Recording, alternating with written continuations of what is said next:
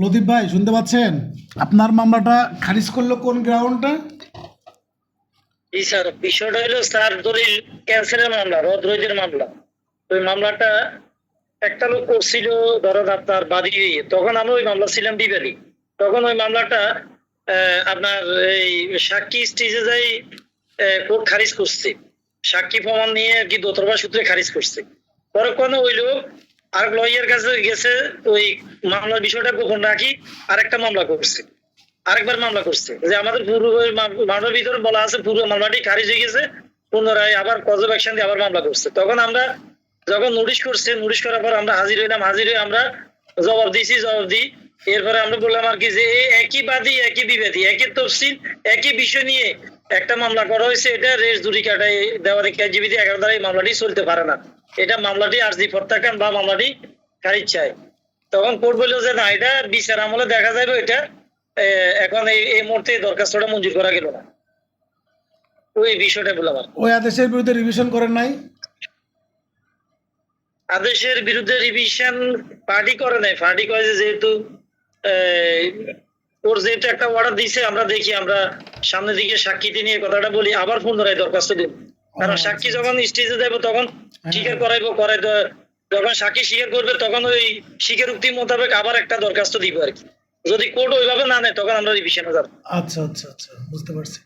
আচ্ছা ঠিক আছে, তাইলে আমরা মূল পড়াতে ফিরে আসি, যেহেতু আমাদের হাতে সময় কম আজকে। তাহলে আমরা 11 ধারা যেটা যেটা পড়লাম, যে 11 ধারার ব্যাখ্যা থেকে আপনারা সব থেকে বেশি পড়বেন হচ্ছে এই 6 নম্বর ব্যাখ্যা আর হচ্ছে 4 নম্বর ব্যাখ্যা। 6 নম্বর ব্যাখ্যা, 4 নম্বর ব্যাখ্যা আর হলো 3 নম্বর ব্যাখ্যা। 3 নম্বর ব্যাখ্যা মোটামুটি পড়বেন, আর 4 আর হচ্ছে 6 নম্বর ব্যাখ্যা একটু বেশি করে পড়বেন।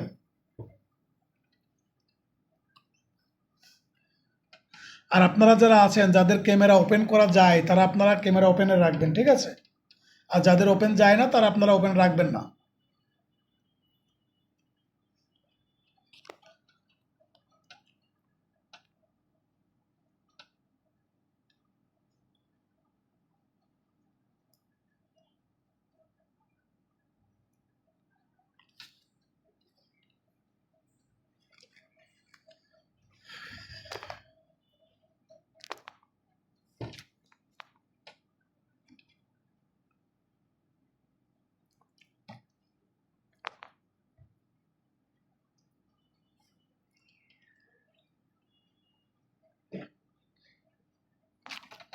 আচ্ছা, আমরা এবার চলে যাব 12 ধারাতে।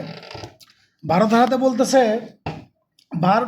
বার টু ফার্দার সুট, পুনরায় মামলার ক্ষেত্রে বিধি দ্বারা বারিত হইলে মামলা করিতে পারিবে না। শুধুমাত্র এই 12 ধারার ইংরেজি টাইটেলটা পড়বেন, যে বার টু ফার্দার সুট, এইটুকু শুধু পড়বেন, আর কিচ্ছু পড়ার দরকার নাই। শুধুমাত্র ইংরেজিটুকু পড়ব। আমি সিপিসিতে আপনাদের যেটা যেটা পড়তে বলবো ঠিক ততটুকুই পড়বেন।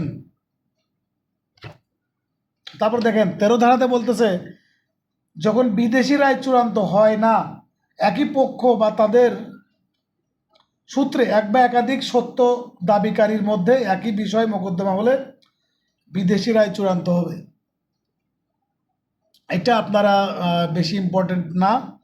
এবার আমি চলে যাব হচ্ছে 14 ধারাতে। 14 ধারাতে বলতেছে, presumption as to foreign judgement, বিদেশি রায়ে সত্যায়িত নকল, প্রেস এবং অন্য কিছু প্রমাণিত না হলে উপযুক্ত এখতিয়ার সম্পন্ন আদালত। এখানে আপনার এটাও গুরুত্বপূর্ণ না, মূলটা আমরা একবার চলে যাব 15 ধারাতে। 15 ধারাতে দেখবেন বলা আছে, যে আদালতে মামলা দায়ের করতে হবে।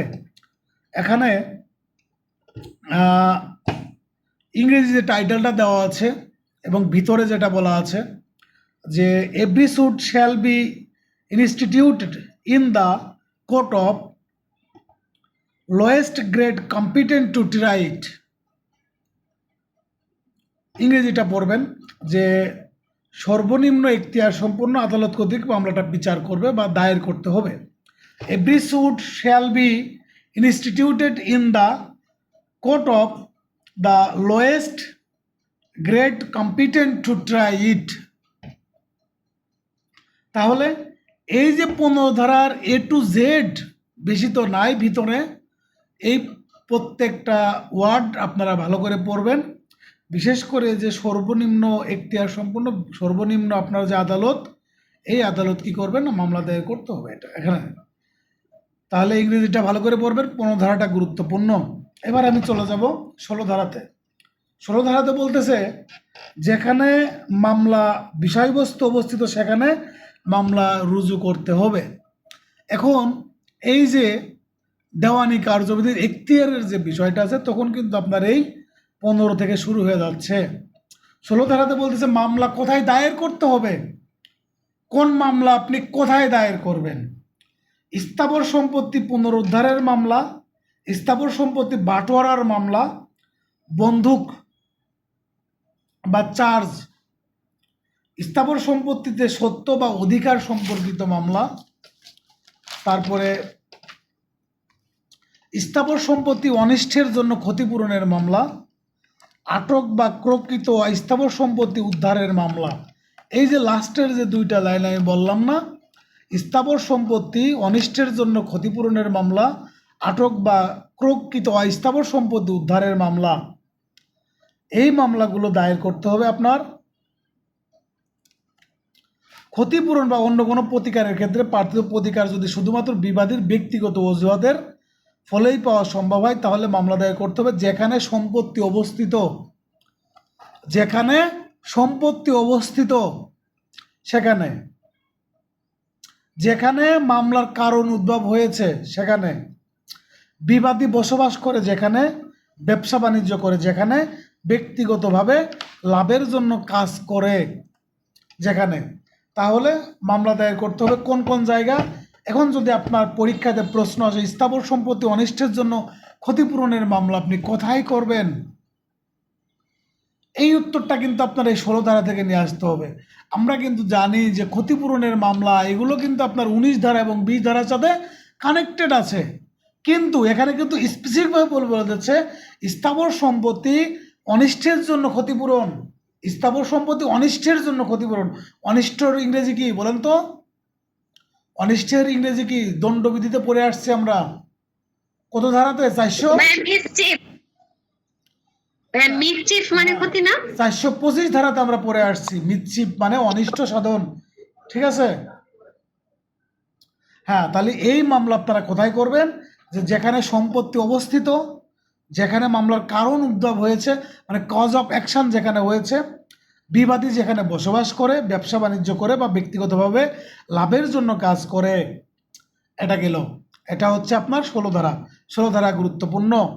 তারপরে চলে যাব 17 ধারা। 17 ধারাতে বলতে ভিন্ন ভিন্ন বা বিভিন্ন আদালতের এখতিয়ারে অবস্থিত স্থাবর সম্পত্তি সম্পর্কিত মামলা, ভিন্ন ভিন্ন বা বিভিন্ন আদালতের এখতিয়ারে অবস্থিত স্থাবর সম্পত্তি সম্পর্কিত মামলা।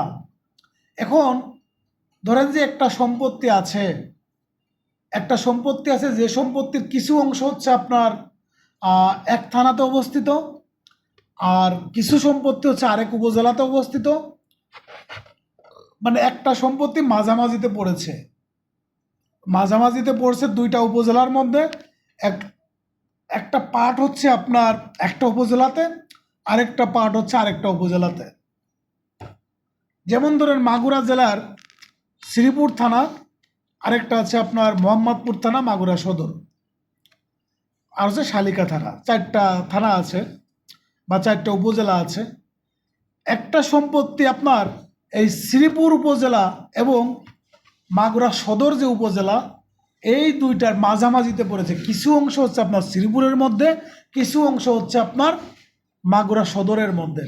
এখন এই ক্ষেত্রে মামলা আপনি কোন জায়গা করবেন? মামলা করবেন এই দুইটা উপজেলার যে কোনো একটা উপজেলাতে, বা এই দুইটা উপজেলার যে কোনো একটা উপজেলায় জমির পরিমাণ বেশি সেখানে। ভাই যে কোনো জেলাতেই, যে কোনো জায়গায় করা যাবে, যে কোনো জায়গায়, যে কোনো একটি আদালতে দায়ের করা। বেশি বা কম নয়, বেশি যেটা এটা হচ্ছে রেজিস্ট্রেশন অ্যাক্টের ক্ষেত্রে এটা আর কি আমরা এক্সিকিউট করে থাকি বা পড়ে থাকি, ঠিক আছে?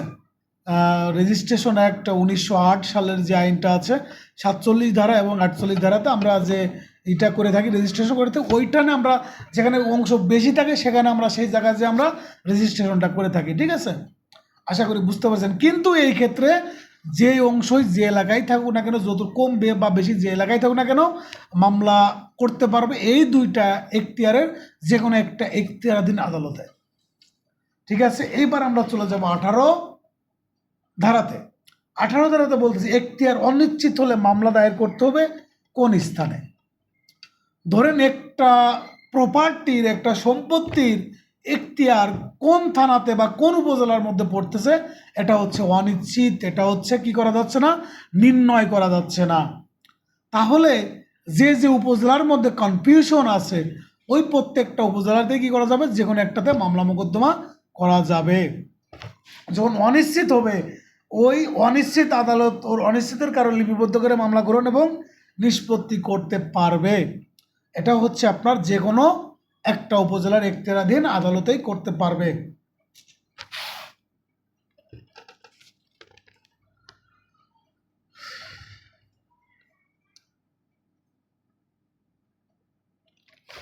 হ্যাঁ, তারপরে চলে যাব হচ্ছে আমরা 19 ধারাতে।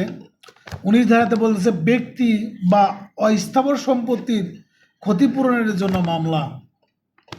আমরা একটু আগে যে 16 ধারাতে পড়ে আসলাম না, যে আপনার স্থাবর সম্পত্তি অনিষ্টের জন্য ক্ষতিপূরণের মামলা। এই যখন আপনার স্থাবর সম্পত্তি অনিষ্টের জন্য ক্ষতিপূরণের মামলা হবে তখন কিন্তু হয়ে যাবে কোথায়, আপনার 16 ধারাতে। আর যখন আপনার ব্যক্তি অথবা অস্থাবর সম্পত্তির ক্ষতিপূরণের মামলা, এই 19 ধারাতে কিন্তু অস্থাবর সম্পত্তির ক্ষতিপূরণের মামলার কথা বলতেছে, আর 16 ধারাতে বলতে স্থাবর সম্পত্তির ক্ষতিপূরণের মামলা। 16 ধারাতে বলতে স্থাবর সম্পত্তির অনিষ্টের জন্য ক্ষতিপূরণের মামলা, আর 19 ধারাতে বলতেছে অস্থাবর সম্পত্তির ক্ষতিপূরণের মামলা। দুইটা কিন্তু আপনারা কিন্তু কখনোই গুলায় ফেলবেন না, দুইটাকে আপনারা সেপারেট করে নেবেন। তাহলে কোনো ব্যক্তির বা কোনো অস্থাবর সম্পত্তির যদি ক্ষতি হয় সেক্ষেত্রে আমরা মামলা মোকদ্দমা করব কোন জায়গা, সেটা হচ্ছে আমাদের এখন আলোচ্য বিষয়। একটা হচ্ছে এক এখতিয়ারে ক্ষতি সাধন এবং বিবাদী অন্য এখতিয়ারে বসবাস করলে বা ব্যবসা করলে বা লাভজনক কাজ করলে, তাহলে বাদী দুই আদালতের যে কোনো একটি আদালতেই মামলা মোকদ্দমা করতে পারে। তাহলে এখানে কি দাঁড়ালো, যেখানে কজ অফ অ্যাকশন ক্রিয়েট হয়েছে, যে আদালতের এখতিয়ারের মধ্যে কজ অফ অ্যাকশন ক্রিয়েট হয়েছে সেখানে মামলা দায়ের করতে পারবে। যেখানে আপনার বিবাদী ব্যবসা করে, আপনার কাজ করে, তার লাভজনক কোনো কাজ করে, বাণিজ্য করে, সেই এলাকার যে কোনো একটা জায়গাতে কি করতে পারবে, মামলা দায়ের করতে পারবে। তাহলে যেখানে কজ অফ অ্যাকশন ক্রিয়েট হয়েছে সেখানে, অথবা যেখানে বিবাদী আপনার কি করে, ব্যবসা বাণিজ্য করে বা লাভজনক কোনো কাজ করে, সেখানে কি করতে পারবে, দুই আদালতের যে কোনো এক জায়গাতেই কি করতে পারবে, মামলা মোকদ্দমা দায়ের করতে পারবে। এবার আমরা চলে যাব 20 ধারাতে।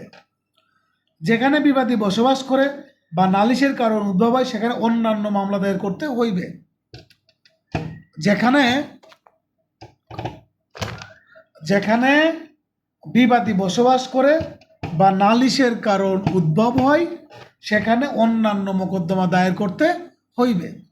এই অন্যান্য মোকদ্দমা বলতে কি বোঝাচ্ছে দেখি আপনারা কে বুঝেছেন বলেন তো।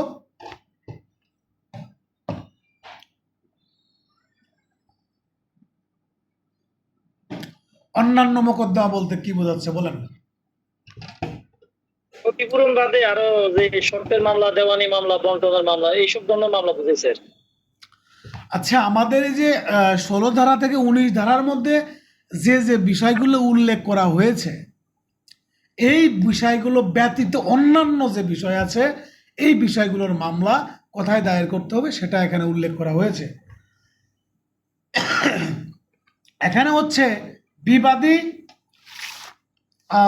বা একাধিক বিবাদী যদি থাকে, তারা যেখানে ব্যবসা করে, লাভজনক কাজ করে এবং যেখানে কজ অফ অ্যাকশন ক্রিয়েট হয়, যেখানে কজ অফ অ্যাকশন ক্রিয়েট হয় সেখানে কি করতে পারবে, মামলা মোকদ্দমা করতে পারবে। তাহলে 19 ধারার 20 ধারার আপনার কি বলতেছে, যেখানে হচ্ছে ব্যবসা করে, বাণিজ্য করে, লাভজনক কোনো কাজ করে, অথবা যেখানে কজ অফ অ্যাকশন ক্রিয়েট হয়, এই 19 ধারার 20 ধারার মামলা দায়ের করার এখতিয়ার হচ্ছে সেম। যেখানে বিবাদী বসবাস করে, লাভজনক কাজ করে। জি জি, যেখানে জুডিকশিয়ান ওইখানে হবে, যে মামলার যে জুডিকশিয়ান ওইখানে ওই মামলাগুলো দায়ের হবে। হ্যাঁ, তাহলে যেখানে বসবাস করে, ব্যবসা করে বা লাভজনক কোনো কাজ করে। আরেকটা হচ্ছে যে যেখানে কজ অফ অ্যাকশন ক্রিয়েট হয়। এই কজ অফ অ্যাকশনটা কীরকমের আমি বলি, দেখেন। ধরেন একজন ব্যক্তিকে আপনি চট্টগ্রামে আঘাত করলেন, চট্টগ্রামে আঘাত করেছেন, আঘাত করার ফলে সেই ব্যক্তি উন্নত চিকিৎসার জন্য ঢাকাতে আসছে, ঢাকাতে এসে ঢাকার হাসপাতালে মারা গেল, 2 মাস ভুগে ভুগে ঢাকার হাসপাতালে মারা গেল। এখন আপনি মামলা দায়ের করতে পারবেন, আপনি চট্টগ্রামে অথবা ঢাকাতে যে কোনো একটা এরিয়াতেই মামলা দায়ের করতে পারবেন। আচ্ছা, এবার আমি চলে যাব 22 ধারাতে। 22 ধারাতে বলতেছে যে মামলা একাধিক আদালতে দায়ের করা যায় সেই মামলা হস্তান্তরের ক্ষমতা। যেই মামলা একাধিক আদালত কি করতে পারে, আদালতে দায়ের করা যায় সেই মামলা হস্তান্তরের ক্ষমতা, ট্রান্সফার অফ স্যুট। এটা হচ্ছে আপনার 24 ধারা আর হলো 22 ধারাতে আলোচনা করা হয়েছে।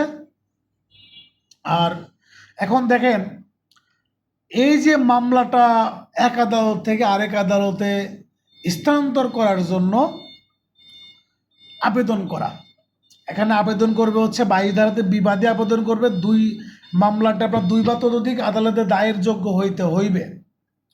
ঠিক আছে, প্রথম সম্ভাব্য সুযোগে কি করবেন, আবেদন করবেন। কখন আবেদন করবেন, প্রথম সম্ভাব্য সুযোগ।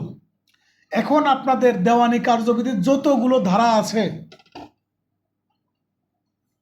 এই ততগুলো ধারার মধ্যে বা আদেশ বিধির মধ্যে যেখানে যেখানে আপনার প্রথম সম্ভাব্য সুযোগ কথাটা উল্লেখ আছে, বা রায়ের পূর্বে উল্লেখ আছে, চার্জ গঠনের পূর্বে উল্লেখ আছে, এই শব্দগুলো যে যে জায়গা আছে ওই জায়গাগুলো আপনারা সবসময় 3 স্টার দিয়ে পড়বেন। কারণ এই যে প্রথম সম্ভাব্য সুযোগ, ডিগ্রি প্রদানের পূর্বে, রায় ঘোষণার পূর্বে, চার্জ গঠনের পূর্বে, এই বিষয়গুলো হচ্ছে খুব গুরুত্বপূর্ণ। এই জায়গা থেকে প্রত্যেক বছর 2-3টা প্রশ্ন আসে। তাহলে এই সিপিসির যেখানে যেখানে আপনার প্রথম সম্ভাব্য সুযোগের কথা বলা আছে, মানে যদি কোনো নিবেদন যদি করতে হয় তাহলে প্রথম সম্ভাব্য সুযোগে করতে হবে, এই কথাটা যেখানে যেখানে বলা আছে সেই জায়গায় আপনারা কি করবেন, অধিক মনোযোগ সহকারে সেই জায়গাগুলো আপনারা পড়বেন। তাহলে এই যে বিবাদী আপনার মামলা হস্তান্তরের জন্য আবেদন করবে কখন, প্রথম সম্ভাব্য সুযোগে। প্রথম সম্ভাব্য সুযোগে কি করবেন, আপনার আবেদন করবেন। বিচার্য বিষয় নির্ধারণের সময় বা পূর্বে আবেদন করতে হবে। এই যে দেখেন, আবার আমরা কিন্তু আরেকটা শব্দ পেয়ে গেলাম যে প্রথম সম্ভাব্য সুযোগ বা বিচার্য বিষয় নির্ধারণের সময়ে অথবা পূর্বে। এই যে তিনটা কথা হচ্ছে গুরুত্বপূর্ণ, অত্যাধিক পরিমাণে গুরুত্বপূর্ণ। সুতরাং আপনাদের এখান থেকে এই যে ওয়ার্ডের কথা আমি বললাম, এটা আপনার যে ধারাতে আছে, যে বিধিতে আছে, যে আদেশে আছে, সেগুলো একটু ভালো করে মনোযোগ সহকারে পড়বেন। ঠিক আছে, তাহলে আপনার এই বিবাদী মামলা হস্তান্তর আবেদন করতে পারবে কখন, প্রথম সম্ভাব্য সুযোগে অথবা বিচার্য বিষয় নির্ধারণের সময়ে অথবা পূর্বে। বিচার্য বিষয় নির্ধারণের সময়ে অথবা পূর্বে। এইটা কিন্তু একবার যদি আপনার বিচার্য বিষয় চার্জ যদি গঠন হয়ে যায় তাহলে কিন্তু আর এই আবেদন করা যাবে না।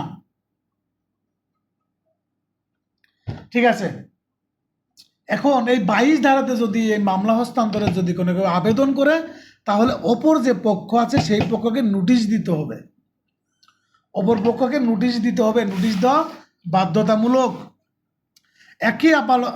তারপরে চলে যাব আমি 24 ধারাতে। দেখেন, হস্তান্তর বা প্রত্যাহারের সাধারণ ক্ষমতা, কোনো মামলা, কোনো আপিল, অন্যান্য প্রত্যাহারের আদেশ দিবে। হ্যাঁ মিরাজ, কি বলছিলা? বাদী যদি আপত্তি জানাই, কোনটা? কারণ বাদী তো তার সুযোগ মতোই সে তো মামলাটা দায়ের করছে, তার যেখানে মানে অ্যাডভান্টেজ হয়েছে। এখন দেখা যাচ্ছে বিবাদী ওই জায়গায় অ্যাডভান্টেজ নাই, ও তো চাবে তো এখান থেকে মামলাটা সরাই নিতে ওর জায়গা, যেখানে ওর সুযোগ সুবিধা হয়। এখন যদি বাদী যদি না নিতে চায় তখন কি ঘটনা ঘটে? ওই জন্যই বলা হয়েছে যে অপর পক্ষকে নোটিশ দেওয়া বাধ্যতামূলক। নোটিশ দেওয়া মানে কি, নোটিশ বলতে কি বোঝাচ্ছে, তাকে অ্যাপেয়ার্ড হওয়ার সুযোগ দেওয়া।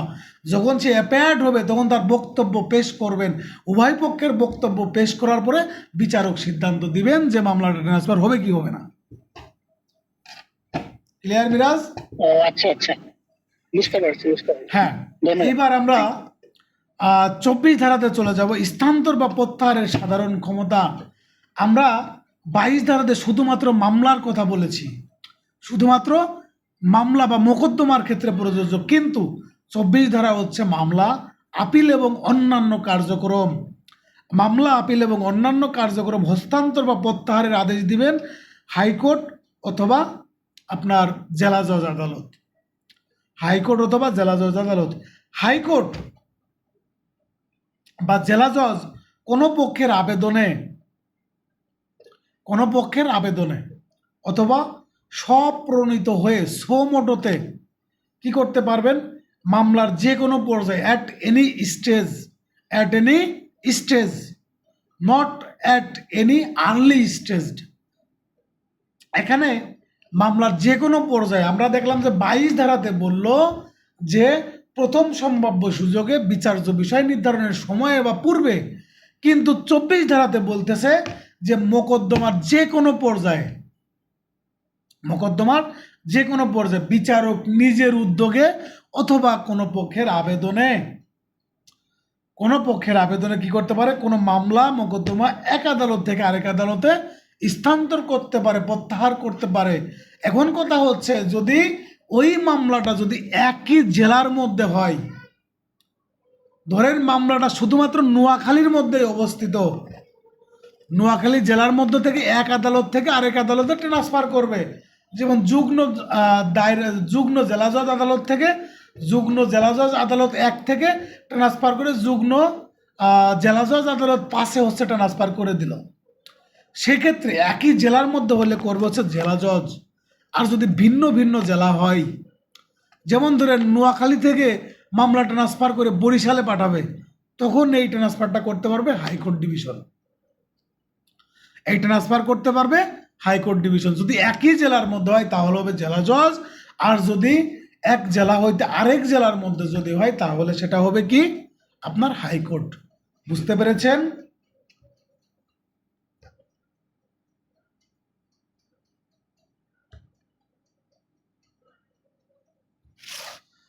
এইবার আপনাদের এই 22 ধারা 24 ধারার মধ্যে আপনারা কি করবেন, পার্থক্যটা ভালো করে পড়বেন। 22 ধারাতে শুধুমাত্র মামলার ক্ষেত্রে বলতেছে, 24 ধারা মামলা, আপিল এবং কার্যক্রম এর ক্ষেত্রে বলতেছে। আর 22 ধারার আবেদন করতে পারবে শুধুমাত্র বিবাদী, আর 24 ধারাতে আদালত নিজে অথবা বাদী বিবাদীর আবেদনে, উভয় পক্ষের আবেদনে। আর এইটা আপনার 22 ধারাতে আদালত নিজে নিজে স্বপ্রণীত হয়ে সমোটোতে কি করতে পারবে না, আবেদন করতে পারবে না। তারপরে আপনার এইটা হচ্ছে যে আদালত 24 ধারাতে নিজে পারে বা আবেদনে পারবে। আর নোটিশ দেওয়া বাধ্যতামূলক। 24 ধারাতে নোটিশ হলো আপনার আদেশাত্মক, নোটিশ দেওয়ার কোনো প্রয়োজন নাই। আর 22 ধারাতে আপনার আবেদন করতে হবে প্রথম সম্ভাব্য সুযোগে বিচার্য বিষয় নির্ধারণের সময় অথবা পূর্বে। আর 24 ধারা হচ্ছে মামলার যে কোনো পর্যায়ে অ্যাট এনি স্টেজ। এ হচ্ছে আপনার এই 22 ধারা আর হচ্ছে আপনার 24 ধারার মধ্যে পার্থক্য। এই দুটা ধারা আপনারা খুব সুন্দর করে মনোযোগ সহকারে কি করবেন, পড়বেন। ঠিক আছে?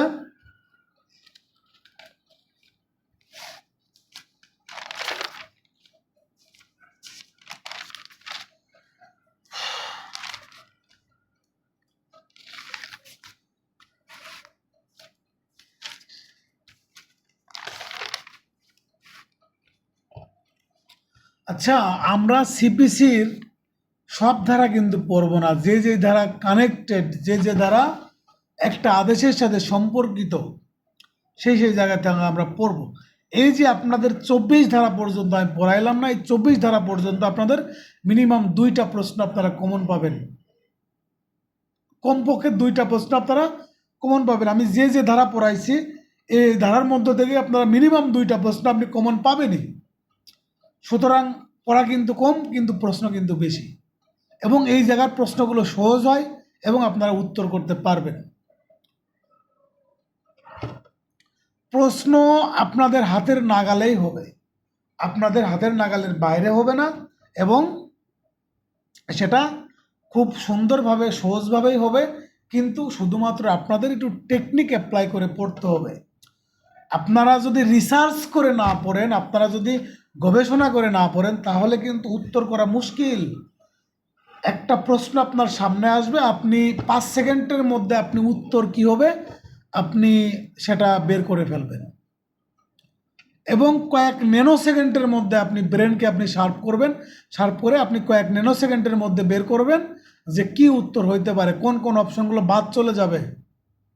অপশন থাকবে হচ্ছে আপনার চারটা, চারটা অপশনের মধ্যে দুইটার মধ্যে আপনার কনফিউশন হচ্ছে, আর দুইটার মধ্যে আপনার মনে হচ্ছে যে এই দুইটা হচ্ছে জিন্দেগিতেও হবে না, ওই দুইটা কাইটা দেন, ওই দুইটা কাইটা দেন। যে দুইটার মধ্যে কনফিউশন, তখন চিন্তা করবেন শুধুমাত্র ওই দুইটার মধ্যে, বাকিগুলোর মধ্যে আর কোনো চিন্তা করবেন না, তখন দেখবেন আর একটু সহজ হয়ে যাবে।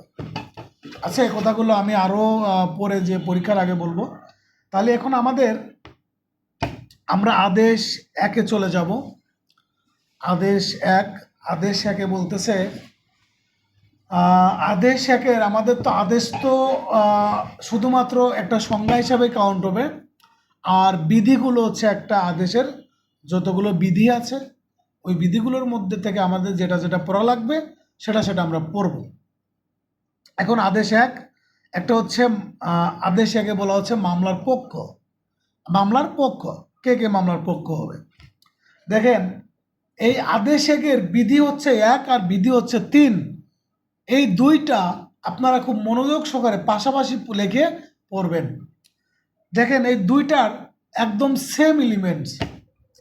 এখানে বিধি একে বলতেছে who may be joint as plaintiff, who may be joint as plaintiff, আর তিনি বলতেছে who may joint as defendant, মানে কে মামলার বিবাদী হিসাবে যুক্ত হইতে পারে আর কে মামলার বাদী হিসাবে যুক্ত হইতে পারে, কে মামলার বাদী হিসাবে যুক্ত হইতে পারে, কে মামলার বিবাদী হিসাবে যুক্ত হইতে পারে। লিটারালি কিন্তু আপনার টাইটেল কিন্তু প্রায় সেম, একটা লাস্টে শুধুমাত্র প্লেন্টিভ আর আরেকটা হচ্ছে ডিফেন্ডেন্ট। এখন ধরেন আপনাদের এই দুইটা বিধিতে ভিতরে প্রায় সেম। সেম কিভাবে? যে যদি কার্য যদি একই হয়, বিষয় যদি একই হয়, এবং এই উভয়ের যদি আপনার একই ইন্টারেস্ট থাকে, একই যদি ইন্টারেস্ট থাকে, তাহলে সে কি করতে পারবে? বাদী হিসাবে অথবা বিবাদী হিসাবে যুক্ত হইতে পারবে। যেমন ধরেন, একই কার্য বিষয় আদান প্রদান থেকেই উৎপত্তি, আবার পৃথকভাবে মামলা করলে তাহলে আইন তথ্য সংক্রান্ত একটি সাধারণ প্রশ্নের উদ্ভব হইবে। বাদী পক্ষভুক্তি বিচার বিলম্বিত বা বিব্রত করতে পারে এবং পৃথক বিচারের আদেশ দিতে পারে। এমনিতে সকাল পাইতে মারছিলে কালকে, এমনিতে আপনি এখানে মারলে লাগেছে না খুঁজতে। আয়ন, আয়ন একটু মিউট করো। অয়ন, তোমার একটা মিউট করো।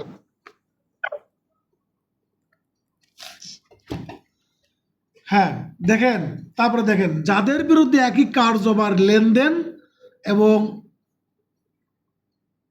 এই কার্যাবলী বা লেনদেনের মধ্য থেকে আপনার কি হচ্ছে? একটা সাধারণ বিষয় উদ্ভব হচ্ছে। পৃথক বা আলাদাভাবে মামলা দায়ের করলে একটা সাধারণ বিষয় উদ্ভব হয়। যেমন ধরেন 5 জন ব্যক্তির ইন্টারেস্ট একই, একই বিষয়বস্তু। এখন আপনাদের একটা জমি আছে, ওই জমিতে আপনারা 5 ভাই, 5 ভাই হচ্ছে ওই জমির কি সুবিধাভোগী বা মালিক হবেন। এখন এক ভাই হচ্ছে আপনার কি করেছে? মামলা দায়ের করেছে পার্টিশনের। আপনি সেই মামলাতে কি করতে পারবেন? পক্ষ হইতে পারবেন, কারণ ওই জমিতে বা ওই সম্পত্তিতে আপনার কি আছে? ইন্টারেস্ট আছে। ঠিক আছে? হ্যাঁ, এটা হচ্ছে আপনার তাহলে 1 এবং 3, এই দুইটা হচ্ছে একটু ভালো করে পড়বেন, দাগায় নিয়ে পড়বেন। ঠিক আছে? ইংরেজি টাইটেলটা একটু পড়বেন। তারপরে চলে যাব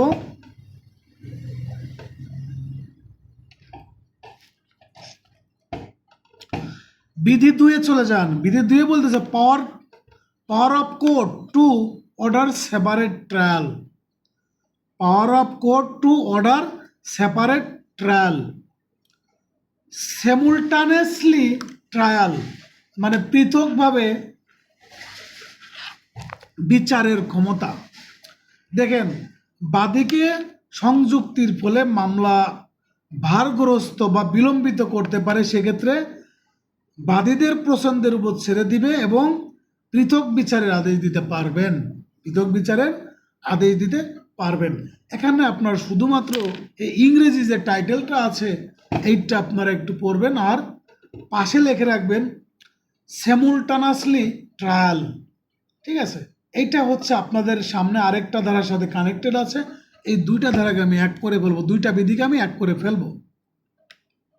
এখন আপনাদের পরবর্তী টার্মটা হচ্ছে আপনার যে প্রয়োজনীয় পক্ষ কাকে বলে এবং উপযুক্ত পক্ষ কাকে বলে। প্রয়োজনীয় পক্ষ এবং উপযুক্ত পক্ষ কাকে বলে।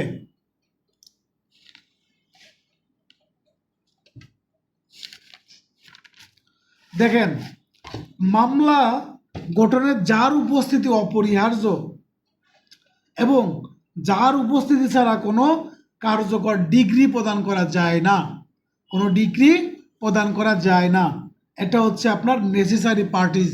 আমি ব্যাখ্যা করব, দুইটাকে কম্পেয়ার করে ব্যাখ্যা করব, জাস্ট এ মিনিট।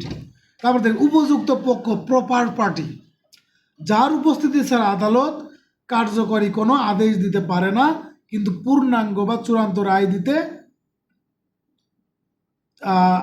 যার উপস্থিতিতে আদালত কার্যকরী কোনো আদেশ দিতে পারে কিন্তু পূর্ণাঙ্গ বা চূড়ান্ত রায় দিতে পারে না, তাকে কি বলা হচ্ছে? প্রপার বা উপযুক্ত পক্ষ। দেখেন, যে হচ্ছে আপনার একটা মামলার মূল পক্ষ, সেটা হচ্ছে প্রয়োজনীয় পক্ষ। যে আপনার উপস্থিত যদি না থাকে তাহলে আদালত ডিগ্রি প্রদান করতে পারে না।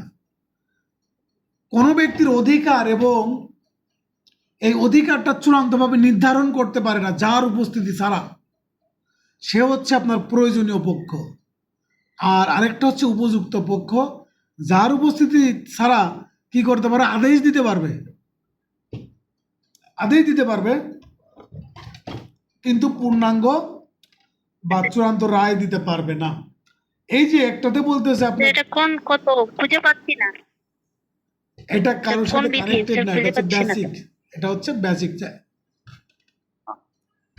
আচ্ছা, ঠিক আছে, তাহলে যার উপর আপনারা মনে রাখবেন, এটা বইয়ে পেয়ে যাবেন। ঠিক আছে, আপনারা পড়তে পড়তে এটা পেয়ে যাবেন। প্রয়োজনীয় পক্ষ আর একটা হচ্ছে উপযুক্ত পক্ষ। যার উপস্থিতি ছাড়া আদালত কার্যকরী কোনো আদেশ দিতে পারে কিন্তু পূর্ণাঙ্গ রায় দিতে পারবে না, তাকে বলা হচ্ছে আপনার উপযুক্ত পক্ষ। আরেকটা হচ্ছে যার উপস্থিতি ছাড়া কোনো ডিগ্রি প্রদান করতে পারবে না, অধিকার চূড়ান্তভাবে নির্ধারণ করতে পারবে না, সে হচ্ছে প্রয়োজনীয় পক্ষ, নেসেসারি পার্টিজ।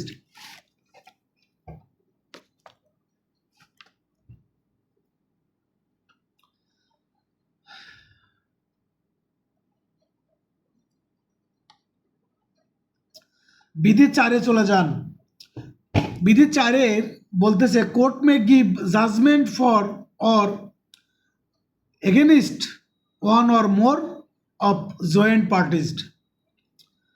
আদালত এক বা একাধিক যুগ্ম পক্ষের পক্ষে রায় বা বিপক্ষে রায় প্রদান করতে পারে। কারোর পক্ষে এবং বিপক্ষে, একাধিক পক্ষে এবং বিপক্ষে কি করতে পারবে? রায় প্রদান করতে পারবে। এখানে আর বেশি পড়ার নাই, এটা আপনাদের জাস্ট শুধু টাইটেলটা আপনারা পড়বেন, বিধি 4, এখানে ভিতরও পড়ার দরকার নাই। তারপরে দাবিকৃত সকল প্রতিকারের বিবাদীর স্বার্থ সংশ্লিষ্ট হওয়ার প্রয়োজন নেই, এটাও আপনার পড়ার দরকার নাই, শুধুমাত্র টাইটেলটা দাগায় রাখবেন। একবার যদি পারেন তাহলে রিডিং করবেন।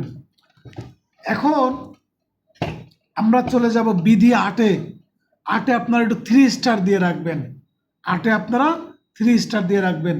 আমি কিন্তু এই পড়া অবস্থাতে আপনাদের সাজেশন করতে করতে আমি যাব, আপনারা নিজের মতো করে একটু দাগায় দাগায় রাখবেন।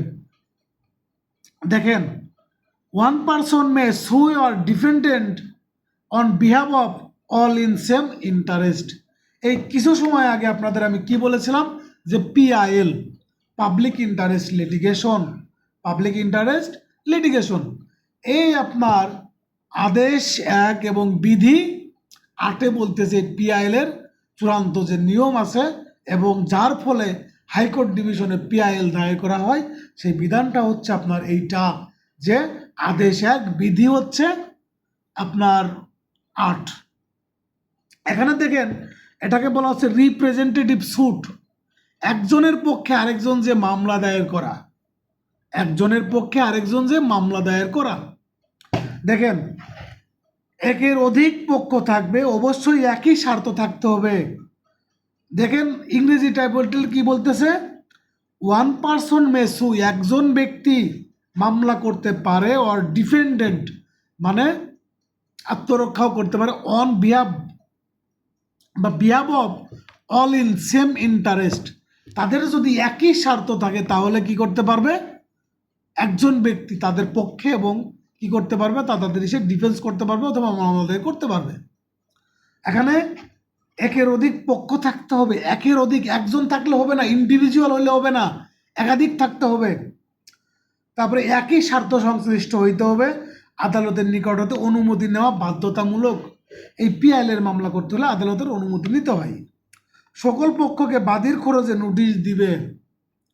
এই যে আপনার যারা পক্ষ থাকবে, যারা বিবাদী হবে, এই সকলকে আপনার বাদীর খরচে কি করবেন, নোটিশ দিতে হবে। নোটিশ দেওয়া বাধ্যতামূলক। ঠিক আছে, এখন তাহলে আপনারা এখানে এই বিধি 8টা হচ্ছে আপনারা ভালো করে ইংরেজি টাইটেলটা পড়বেন। আর পিআইএল তো একটু আগে আলোচনা করেছি আর বললাম। আর আমি পরবর্তী ক্লাসে বিধি 9 থেকে আপনাদের পড়ানো শুরু করব। কোথা থেকে শুরু করব, বিধি 9 থেকে শুরু করব। আর যেহেতু ভাইয়া পাবলিক ইন্টারেস্ট লিটিগেশন শব্দের অর্থ কি? পাবলিক ইন্টারেস্ট লিটিগেশন, হ্যালো, জি ভাইয়া। পাবলিক ইন্টারেস্ট লিটিগেশন বলতে বোঝায় যে যেখানে আপনার সাধারণ জনগণের স্বার্থ আছে, যেখানে আপনার সাধারণ জনগণের স্বার্থ আছে এবং তাদের অধিকার খর্ব হয়েছে, তখন আপনি এই সাধারণ জনগণের পক্ষে আপনি মামলা দায়ের করবেন। এই মামলাকে বলা হলো পিআইএল, পাবলিক ইন্টারেস্ট লিটিগেশন। ঠিক আছে,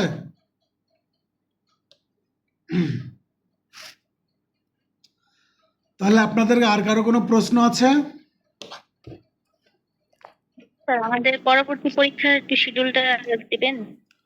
আপনাদের আর ফৌজদারি কার্যবিধির একটা পরীক্ষা নিয়ে শেষ করব, তারপর থেকে আমি দেওয়ানি কার্যবিধির পরীক্ষা নেওয়া শুরু করব।